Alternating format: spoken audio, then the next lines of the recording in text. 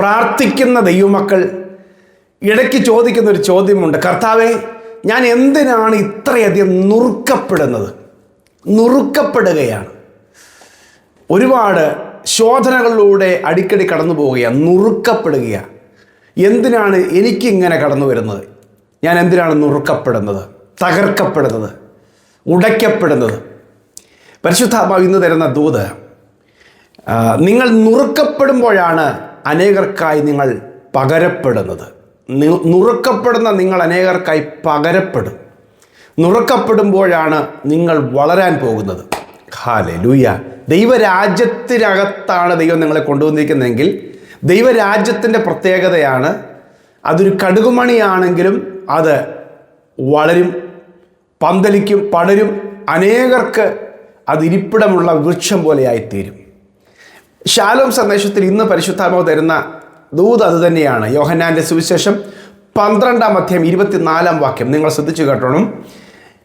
യേശു തൻ്റെ ജീവിതത്തെ ആസ്പദമാക്കിക്കൊണ്ട് പറയുകയാണ്, ആമേൻ ആമേൻ, ഞാൻ നിങ്ങളോട് പറയുന്നു, കോതമ്പ് മണി നിലത്ത് വീണ് ചാകുന്നില്ല എങ്കിൽ അത് തനിയേയിരിക്കും, ചത്തു എങ്കിലോ വളരെ വിളവുണ്ടാകും.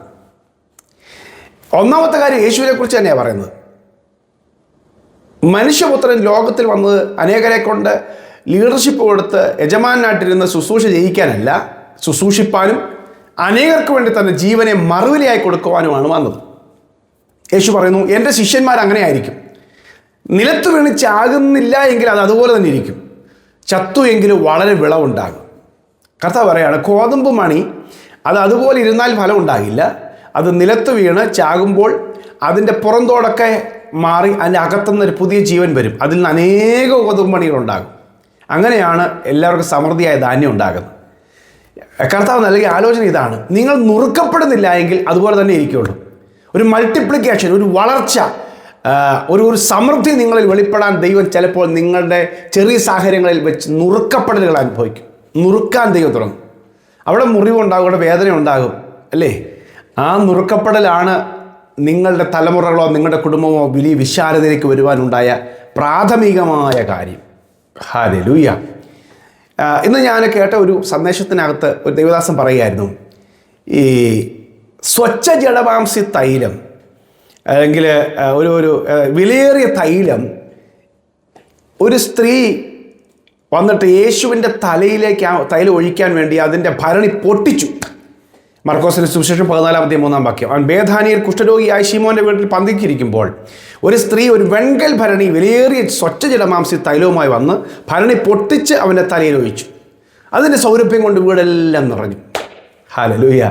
അപ്പം ഭരണി പൊട്ടുമ്പോഴാണ് ഈ സൗരഭ്യം എല്ലാവർക്കും പരക്കുവാൻ ഇടയാകുന്നത്. ഹല്ലേലൂയ. അതിനകത്തിരുന്നാൽ ആർക്കും അറിയില്ല, ആർക്കും ഒരു ഗുണമില്ല. പ്രിയമുള്ളവർ, നിങ്ങളിലൊക്കെ വലിയ ദൈവപ്രവൃത്തി വെളിപ്പെടുത്താൻ, നിങ്ങളിലൂടെ അനേകർ സൗരഭ്യം അനുഭവിക്കുവാനുണ്ട്. അതിനുവേണ്ടി ഭരണി പൊട്ടും. നമ്മൾ വിചാരിക്കും ഇനി ഭരണിയുടെ ആവശ്യമില്ലെന്ന്. ഭരണിയല്ല വിഷയം, അതിനകത്തിരിക്കുന്ന ആ വിശേഷതയാണ് നിങ്ങൾ അനേകർക്ക് ആവശ്യമുള്ളൂ. നിങ്ങളെക്കൊണ്ട്, നിങ്ങളുടെ ജീവിതം കൊണ്ടും നിങ്ങളുടെ അനുഭവങ്ങൾ കൊണ്ടും അനേകർ ജീവിപ്പിക്കപ്പെടാനുണ്ട്. അതുകൊണ്ട് ചിലപ്പോൾ ദൈവം നുറുക്കാനായിട്ട്, ഉടയ്ക്കാനൊക്കെ ദൈവം ഏൽപ്പിച്ചു കൊടുക്കും. തകർക്കത്തില്ല, തീരത്തുന്നില്ല. ആ ഭരണിയുടെ ഉദാഹരണം പറഞ്ഞതും ഗോതമ്പയുടെ ഉദാഹരണം പറഞ്ഞതൊക്കെ നമ്മുടെ ജീവിതത്തിലെ അനുഭവങ്ങളെക്കുറിച്ച് പറയുന്നതാണ്, അല്ലാതെ തകർന്നു പോകാൻ വേണ്ടിയുള്ളതല്ല. ഇയ്യോബിൻ്റെ ജീവിതം തകർത്ത് കളഞ്ഞൊന്നുമില്ല ദൈവം. പക്ഷേ തകർക്കുന്നതിന് സമാനമായി ഉടയ്ക്കപ്പെട്ടു. പക്ഷേ ദൈവം അത് വലിയൊരു സാക്ഷ്യമാക്കി മാറ്റി. അപ്പോൾ അതുകൊണ്ട് ദൈവം ഇന്ന് നിങ്ങളെ അങ്ങനത്തെ അനുഭവത്തിലൂടെ കടത്തിവിടുന്നതെങ്കിൽ നിങ്ങൾ ദൈവത്തിന് വേണ്ടി ഒരുപാട് പ്രയോജനമുള്ളവരാകും. മറ്റുള്ളവർക്കില്ലാത്ത വലിയൊരു വളർച്ച നിങ്ങളുടെ എല്ലാ മേഖലയിലും ദൈവം തരും. യേശുവിനെ തന്നെ നോക്കൂ. യേശു പെസഹയുടെ രാത്രിയിൽ അപ്പം എടുത്തിട്ട് ഇത് നുറുക്കി അങ്ങോട്ട് കൊടുക്കുകയാണ്. അപ്പോൾ ശിഷ്യന്മാരോട് പറയാണ്, ഇത് നിങ്ങൾക്ക് വേണ്ടി നുറുക്കുന്ന എൻ്റെ ശരീരം അനേകർക്ക് വേണ്ടി നുറുക്കപ്പെടുന്നു, അനേകർക്ക് വേണ്ടി ചൊരിയപ്പെടുന്നു. അത് അപ്പോസ്തലനായ പൗലോസ് കൊരിന്ത്യർ ലേഖനത്തിൽ എഴുതിയപ്പോൾ 11-ാമത്തെ 24-ാം വാക്യത്തിൽ പറയുന്നു, നിങ്ങൾക്ക് വേണ്ടി ഉള്ള എൻ്റെ ശരീരം ഇത് നുറുക്കി കൊടുക്കുകയാണ്. അപ്പോൾ യേശു തന്നെത്താൻ നുറുക്കപ്പെടാൻ ഏൽപ്പിച്ചു കൊടുക്കുകയാണ്. എന്തിനു വേണ്ടി അറിയാമോ? അനേകം പുത്രന്മാർ അതിൽ നിന്ന് ജനിക്കാനുണ്ട്, അനേകം ദൈവപുത്രന്മാർ അതിൽ നിന്ന് ജനിക്കാനുണ്ട്. തൻ്റെ ശരീരം നുറുക്കി കൊടുക്കുകയാണ്. ഹല്ലേലൂയ. അതേ പ്രിയമുള്ളവരെ, നുറുക്കപ്പെട്ടവരാണ് നമ്മുടെ മാതൃക. യേശു നുറുക്കപ്പെട്ടു, കാൽവറിയിൽ നുറുക്കപ്പെട്ടു. ആ നുറുക്കപ്പെടലിലൂടെയാണ് നാം എല്ലാവരും ജീവൻ്റെ അപ്പമായ യേശുവിനെ ഭക്ഷിപ്പാൻ മുഖാന്തരമായത്. അതിലൂടെ അനേകർ ജീവൻ പ്രാപിക്കുന്നു. Praise God. നിങ്ങൾ നുറുക്കപ്പെടുമ്പോൾ അത് പിശാച് നോക്കി സന്തോഷിക്കും. അവൻ വേണേൽ ആനന്ദിക്കാൻ പലതും കാണും. കാൽവറിയിൽ യേശു ക്രൂശിക്കപ്പെട്ടപ്പോൾ പിശാച് സന്തോഷിച്ചതായിരിക്കും. പക്ഷേ മണിക്കൂറുകൾ കഴിഞ്ഞപ്പോൾ, ദിവസങ്ങൾ കഴിഞ്ഞപ്പോൾ ഒരു ഉയർത്തെഴുന്നേൽപ്പ് വന്നു. അതിലൂടെ പിശാചിൻ്റെ സകല സാമ്രാജ്യവും തകർന്നു. ദൈവത്തിൻ്റെ രാജ്യത്തിൻ്റെ ശക്തി വെളിപ്പെടുവാൻ തുടങ്ങി. ഹല്ലേലൂയ. നിങ്ങളെവിടെ നുറുക്കപ്പെട്ടോ, എവിടെ തകർക്കപ്പെട്ടോ, അതുകൊണ്ട് നിങ്ങളുടെ ജീവിതം തീരുന്നില്ല. അതിലൂടെ ഒരു ദൈവികമായ പുതുക്കപ്പെടലും ഒരു പുതിയ രാജ്യത്തിൻ്റെ പണിയും, നിങ്ങളുടെ മേലുള്ള ദൈവരാജ്യത്തിൻ്റെ പണിയും വെളിപ്പെടാൻ പോകുകയാണ്. ഹല്ലേലൂയ. ആമേൻ. സ്തോത്രം. അതുകൊണ്ട് പരിശുദ്ധാത്മാവ് പറയുന്ന ഇതാണ്, നിങ്ങൾ കടന്നു പോകുന്ന നുറുക്കപ്പെടൽ ദോഷത്തിനല്ല. ഈ യോഹന്നാന്റെ സുവിശേഷം 6-ാമത്തെ അധ്യായത്തിൽ ഒരു ബാലകൻ്റെ കയ്യിൽ 5 അപ്പം ഇരിപ്പുണ്ടായിരുന്നു. കർത്താവിൻ്റെ കയ്യിലേക്ക് അതുകൊണ്ട് കൊടുക്കുകയാണ്, അനേകർക്ക് വേണ്ടി നുറുക്കാനായിട്ട്. യേശു അതിനെ കയ്യിലേന്തി വാഴ്ത്തി നുറുക്കി കൊടുക്കുകയാണ്. അവർ 12 പേരല്ല തിന്നത്. ആ ശിഷ്യന്മാരും യേശു മാത്രമല്ല ഭക്ഷിച്ചത്, അവിടെ കൂടിയിരുന്ന 5000-ത്തിലധികം പുരുഷന്മാർ. നുറുക്കപ്പെടാൻ ഏൽപ്പിച്ചു കൊടുത്താൽ ഇത് അനേകർക്ക് പ്രയോജനമാകും. കോതമ്പ് മണി നിലത്ത് വീണ് ചാകുന്നില്ലെങ്കിൽ തനിയായിരിക്കും, ചത്തെങ്കിൽ വളരെ ഫലം കായ്ക്കും. അതെ, ദൈവം നിങ്ങളെ വ്യത്യസ്തമായ വേദനപ്പെടുന്ന ചില അനുഭവത്തിലൂടെ കടത്തിവിടുന്നുണ്ടെങ്കിൽ നിരാശപ്പെടേണ്ട. അതിനകത്തുനിന്ന് ഒരു മരണമല്ല, അതിനകത്തുനിന്ന് ജീവൻ തന്നെ ഉണ്ടാകും. ഹല്ലേലൂയ. അനേകർക്ക് ജീവനുണ്ടാകും. യേശുവിൻ്റെ ജീവൻ ഞങ്ങളിൽ വ്യാപരിക്കാനായി യേശുവിൻ്റെ മരണം ഞങ്ങൾ സ്വീകരിക്കുകയാണെന്നാണ് അപ്പോസ്തലനായ പൗലോസ് കൊരിന്ത്യർക്ക് എഴുതിയ 2-ാം ലേഖനം 4-ാം അധ്യായത്തിൻ്റെ 9-10 വാക്യത്തിൽ പറയുന്നു. യേശുക്രിസ്തുവിൻ്റെ മരണം ഞങ്ങൾ സ്വീകരിക്കുക. എന്തിനാണെന്നറിയാമോ? യേശുവിൻ്റെ ജീവൻ ഞങ്ങളിലൂടെ വെളിപ്പെടുവാൻ. ഹല്ലേലൂയ. ആമേൻ. അതുകൊണ്ട് പ്രിയമുള്ളവരെ, ഞങ്ങൾ നഷ്ടമല്ല, ഈ ശോധനകൾ നഷ്ടമല്ല. ഇതിലൂടെ വളർത്തപ്പെടുകയാണ്. നിങ്ങൾ വിശാലപ്പെടാൻ പോകുകയാണ്. നിങ്ങളുടെ തലമുറയുടെ ഭാവി അതുകൊണ്ട് അനുഗ്രഹിക്കപ്പെടാൻ പോകുകയാണ്. നിങ്ങൾ അനുഭവിക്കുന്ന ശോധനകളെല്ലാം വലിയ മൂല്യമുള്ളവയാണ്, നഷ്ടമാകില്ല.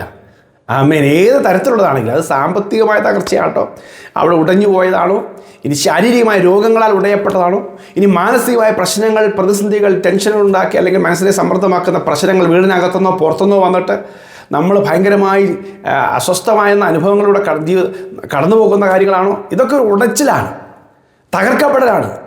അതുകൊണ്ട് തീരത്തില്ലെന്നാണ് പറഞ്ഞത്. അതിനപ്പുറത്തേക്ക് ദൈവം കയറ്റിവിടും. എത്ര പേര് ആത്മഹത്യ ചെയ്തിട്ടുള്ളതെന്നറിയാമോ? മാനസികമായ തകർച്ചകളിലേക്ക് കടന്നു വരുമ്പോൾ, അല്ലേ? പക്ഷേ യേശു കൂടെ ഉള്ളൊരു പൈതലിന് അങ്ങനെ പോവില്ല. അവരെ സംബന്ധിച്ച് ദൈവം അവനോട് സംസാരിച്ചു കൊണ്ടിരിക്കും. അവന് മരിക്കാനല്ല ചിന്ത വരുന്നത്, അല്ലെങ്കിൽ മരണത്തിൻ്റെ വാതിലൊക്കെ പിശാച് തുറന്നിടുമ്പോഴും ജീവൻ്റെ നായകനായ യേശു അതിലേക്ക് കടന്നു വന്നിട്ട് പറയും, മകനെ, നിന്നെക്കുറിച്ചുള്ള പദ്ധതി വലുതാണ്, നീ അനേകർക്ക് ജീവൻ കൊടുക്കുന്നവനായി മാറും. ഹല്ലേലൂയ. അതെ, യേശു അങ്ങനെയായിരുന്നു. പ്രിയമുള്ളവരെ, നമ്മുടെ കഷ്ടതകളും നമ്മുടെ വേദനകളും നമ്മുടെ നുറുക്കപ്പെടലുകളും അനേകർക്ക് ജീവനായി മാറും, നഷ്ടമാകില്ല കേട്ടോ. പ്രാർത്ഥിക്കാം, ഒരുമിച്ച് പ്രാർത്ഥിക്കാം. ഞാൻ നിങ്ങൾക്ക് വേണ്ടി പ്രത്യേകം പ്രാർത്ഥിക്കാൻ പോവുകയാണ്. പ്രിയ കർത്താവേ, ഇന്ന് ഈ സന്ദേശം കേൾക്കുന്നതിൻ്റെ പ്രിയപ്പെട്ടവർ ഒത്തിരി നുറുങ്ങിയിരിക്കുന്ന അനുഭവങ്ങളാണ്.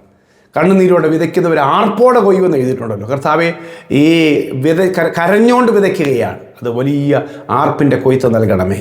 ഇന്ന് നുറുക്കപ്പെടുകയാണ്, അനേകർക്കത് ജീവനായി കർത്താവ് വിളമ്പപ്പെടേണ്ടതായി പ്രാർത്ഥിക്കുന്നു. അനേകരെ പോഷിപ്പിക്കുന്നതായി മാറട്ടെ. നിൻ്റെ മക്കളുടെ ഈ നുറുക്കങ്ങളും തകർച്ചകളും എല്ലാം ദൈവികമായ പണികളായി മാറട്ടെ, വലിയ ദൈവപ്രവൃത്തിയായി മാറട്ടെ. ദൈവകരങ്ങളിലേക്ക് സമർപ്പിക്കുന്നു. ഒരു ദൈവിക വിശാലത ഈ മക്കൾ കടന്നു പോകുന്ന സകല പ്രതിസന്ധികൾക്കും അപ്പുറം വെളിപ്പെടാൻ പോകുന്നതിനായി നന്ദി. ആമേൻ. ഹല്ലേലൂയ. വലിയ സന്തോഷം, മാനസികമായ വലിയ ആഹ്ലാദം, ആശ്വാസം, സ്വസ്ഥത. ഹല്ലേലൂയ. നിങ്ങൾ കരഞ്ഞു വിലപിക്കും, ലോകം സന്തോഷിക്കും, എന്നാൽ നിങ്ങളുടെ ദുഃഖം സന്തോഷമായി മാറുമെന്ന് യേശു പറഞ്ഞതുപോലെ ഞങ്ങൾ വിശ്വസിക്കുന്നു. ഈ മക്കളുടെ ദുഃഖം സന്തോഷമായി മാറട്ടെ യേശുവിൻ നാമത്തിൽ തന്നെ. ആമേൻ. ആമേൻ. നിങ്ങളുടെ ദുഃഖം സന്തോഷമായി മാറും. ആ സാക്ഷ്യം നിങ്ങൾ പറയും, അത് ലോകം കേൾക്കും, അനേകർ അനുഗ്രഹിക്കപ്പെടും. ഈ സന്ദേശം പങ്കുവെക്കുമല്ലോ. God bless you. Have a lovely day.